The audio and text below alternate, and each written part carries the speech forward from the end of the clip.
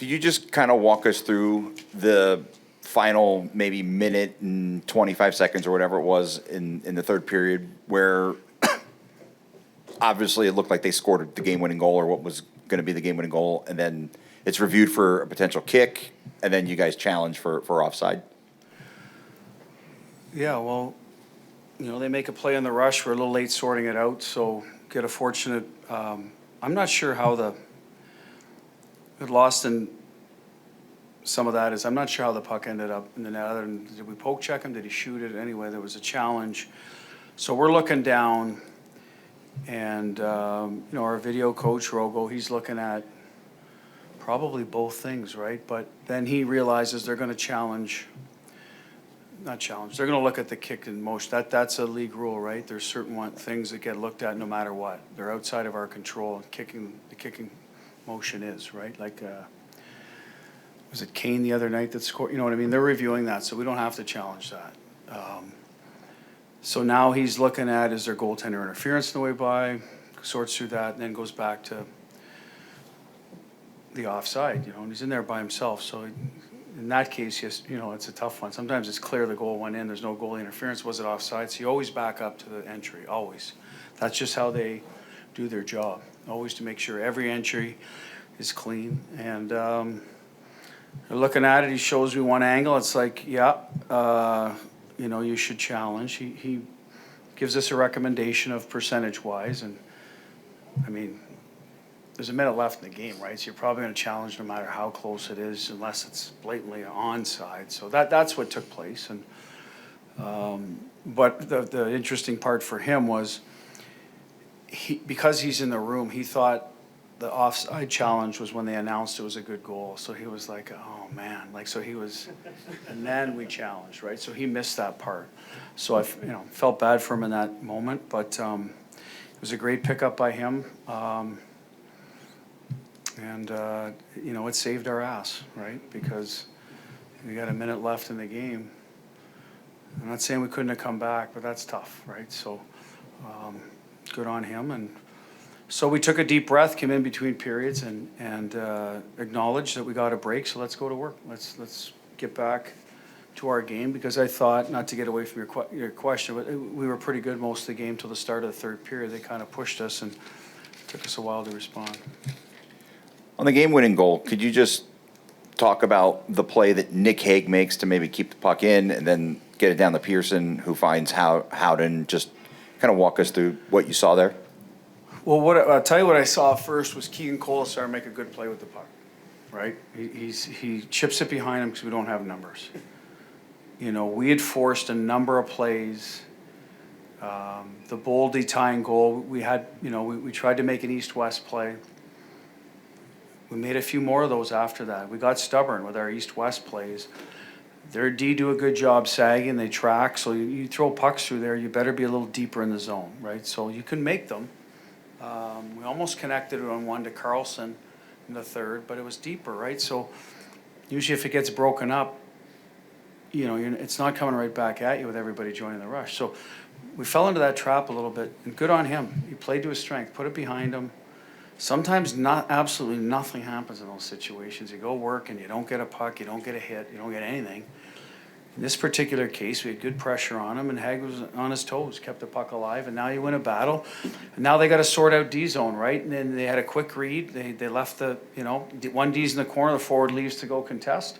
The other D's not back yet, bang, it's in our net. We saw that goal in Mini the other night by Rossi against us. So it happens to everybody, right? So it's quick sort outs, and great play by Pierce and Howie's in the right spot, buries it. So a good play all around by those guys. But it starts with Colasar, doesn't end up in the score sheet, but, a wise play. And so it's a great teaching point for us. Like, attack when you can drive it deep, and if not, go play behind them. They'll cough up some pucks too. So they're human, and that's what happened. Danny, then Paul. Hey, Bruce, Danny Webster, Las Vegas Review-Journal. You've spoken highly of Dave Rogowski all year long whenever these situations come up, but just in that situation, just how much of an unsung hero has he been in key spots this year? Well, listen, he does a great job for us. I've said it all along. He's got a good eye for that. listen, he's got a routine, he knows what he has to look for, so he does that constantly, but he does have a good eye for it, and he does it, he's good under pressure. I'll say that. When we ask, like, Dom has the headset on, not me, but typically it's not, I'll use the other night. We're in Minnesota, it's 3-2 us, and they score. And Kaprizov's clearly into our goalie, right? So, like, everyone on the bench is like, you got to challenge. I go, wait a minute, there's a process. How did he get there? Like, did he get pushed in? There's a lot you got to sort through. And he didn't recommend challenging that the other night. So probably 50-50, he thought. Now, we'll never know.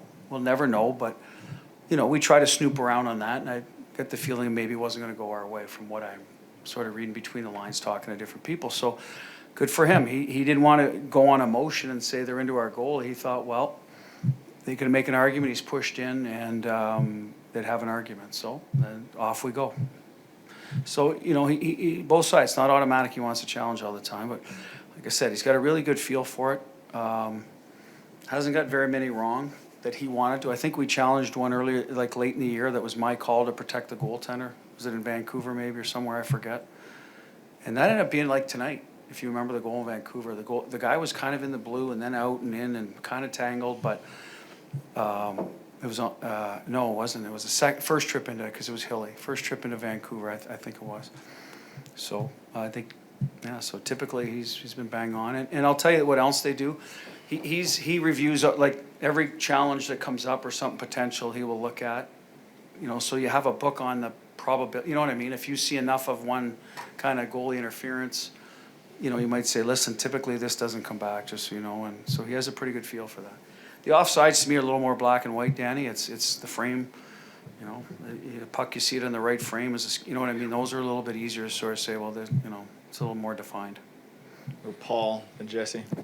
Hey, Bruce, Paul Little Santos, NHL.com. You kind of touched on it earlier when you mentioned East-West plays. I mean, how important is it to get a goal off a direct play, so to speak, in overtime? Well, I would say we got two now. Because the other night, Smitty, it was a forecheck turnover, and he got it going towards the net. Like, it was a lateral pass, but it was below the dot. So it's going towards the net and attacking. And I'll say this: the play Stoney made, I think was it in overtime? He threw one at the front of the net with all those like that. That's a smart hockey play with people going to the net. There's not a lot to lose there than trying to a hope play through everybody and through three sticks. Hey, go to the net. Maybe it hits our stick. Maybe it rattles around. Maybe there's a rebound. Comes out the other side, we can keep it in, right? So some of those plays we need more of. We need more of, and especially the way they defend, right? They're sagging back, so can't make a lot of plays in front of them unless you got numbers. So hopefully we learn from that. Jesse.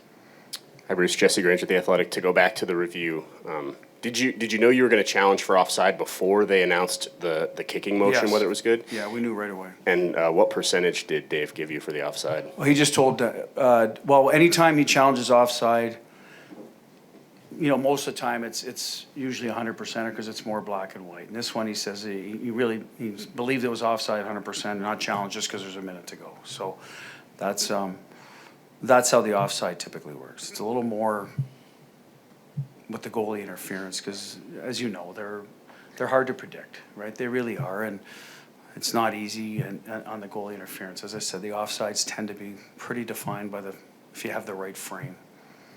Go to Nick in the back.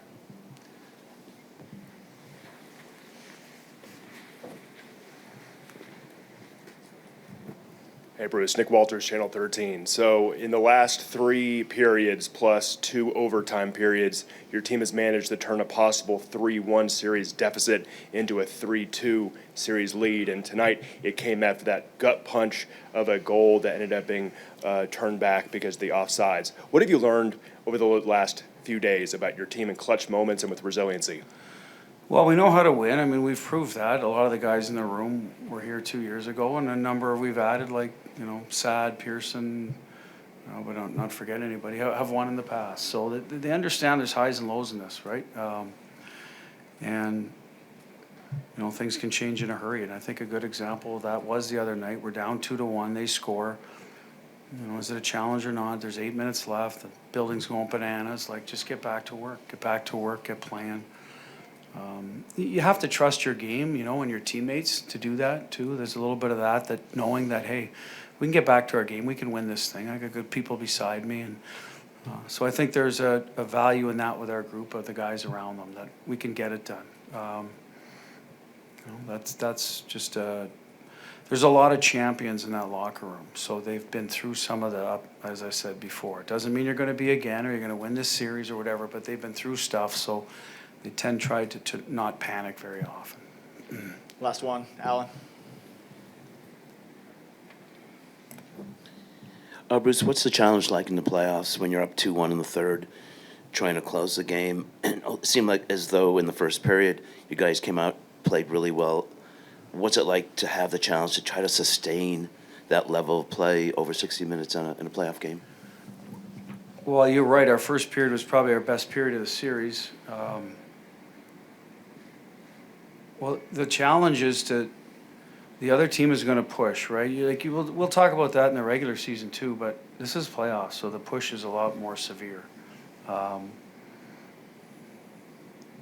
Coaches will throw their top guys out at you over and over too, right? Like, and maybe in the season they're trying to build, different lines so you can get it done. This time of year it's, whatever it takes. And we saw it in Minnesota the other night, right? They let one get away. We've seen it with the other series in our division where it can be hard to protect leads. It's not automatic. So credit to the guys that do defend and get it done. You usually need a save or two along the way, but it's just much. I feel it's harder than the regular season because of that. Because, like you're going all in to tie it